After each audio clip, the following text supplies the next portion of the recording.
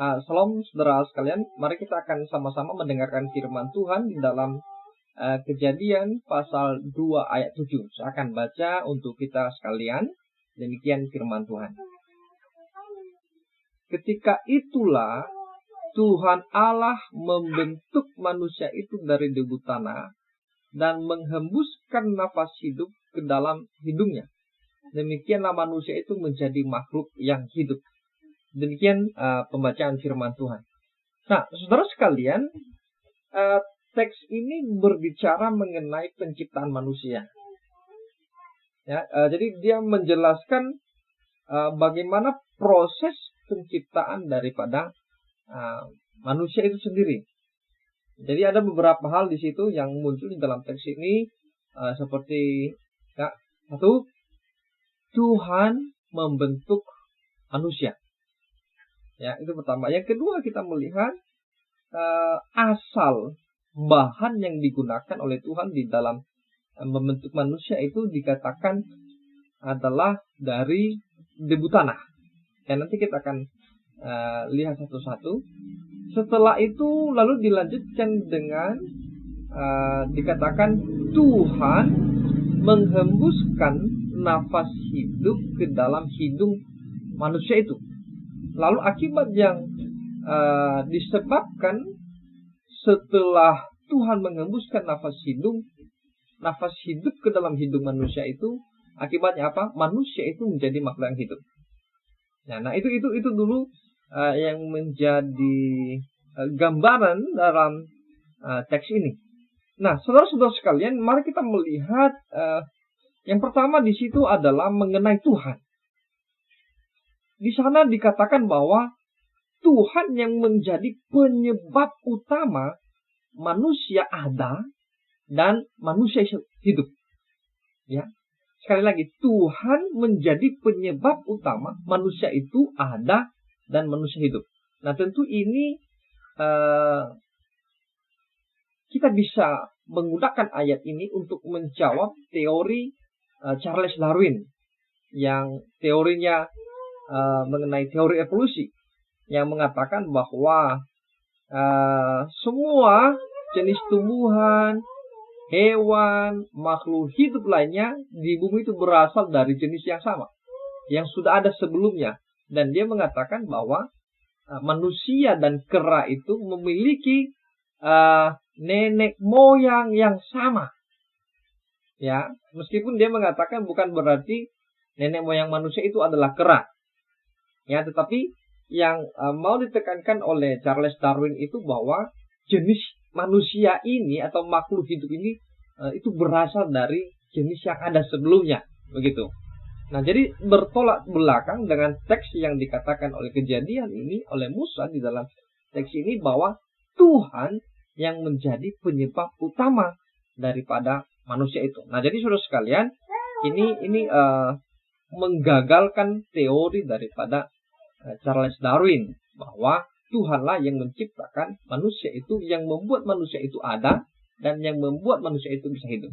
Itu yang bagian pertama. Yang kedua, saudara sekalian, kita melihat bahwa manusia itu dibentuk dari debu tanah. Ya, jadi ini sesuatu yang menarik sebenarnya, saudara sekalian. Nah, jadi saudara sekalian, manusia itu berasal dari debu tanah. Debu tanah ini kita melihat sesuatu yang fana begitu ya, yang biasa. Tetapi Allah mengambil manusia itu, membentuk manusia itu dari debu tanah, dan ini menunjukkan bahwa keberadaan manusia itu adalah fana begitu. Nah, jadi saudara sekalian, kita melihat di situ ada kata yang digunakan oleh Allah itu dibentuk ya, membentuk. Allah atau Tuhan membentuk manusia itu. Nah, ini sebenarnya menunjukkan satu proses bertahap dalam karya yang dikerjakan dengan ketepatan dan kecermatan yang tinggi. Ada beberapa orang yang mensejajarkan atau mengatakan bahwa istilah membentuk itu dipinjam dari kegiatan seorang tukang periuk yang sedang membentuk bejana di atas jendela. Nah, jadi itu dia memakai istilah itu Dan kalau kita melihat ada upaya, ada usaha yang dibutuhkan di sana untuk membuat bencana itu menjadi indah. Nah, tentu saudara sekalian, kita juga melihat bagaimana setelah Allah atau Tuhan membentuk manusia itu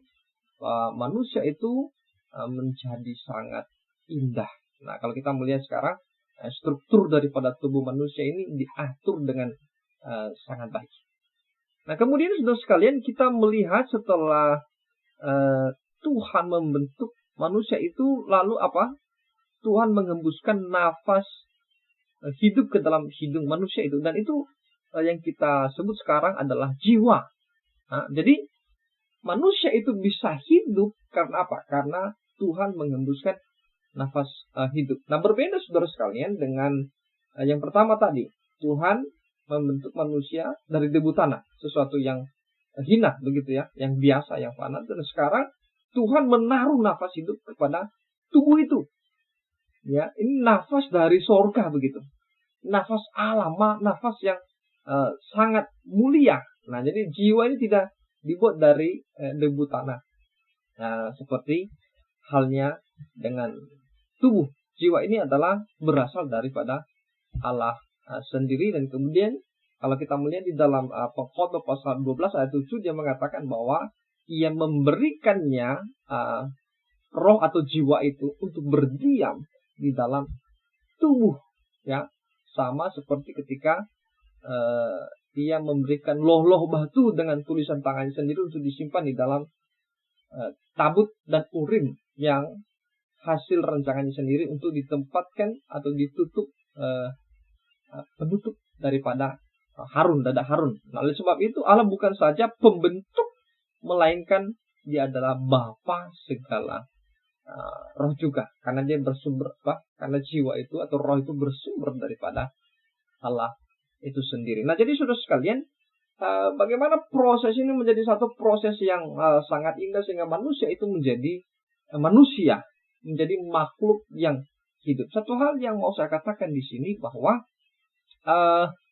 ada satu kejelasan bagi kita bahwa sumber manusia itu ada dan hidup adalah Allah. Itu yang pertama. Yang kedua, Allah merancang manusia itu bukan sembarangan. Tetapi ia merancang manusia itu begitu indah. Ya, dia membuat manusia itu begitu indah. Yang ketiga, Allah itu bisa hidup, bisa bergerak karena apa? Karena disebabkan oleh Allah. Allah memberikan nafas hidup kepada manusia itu. Nah, jadi saudara sekalian, apa yang menjadi respon kita sekarang?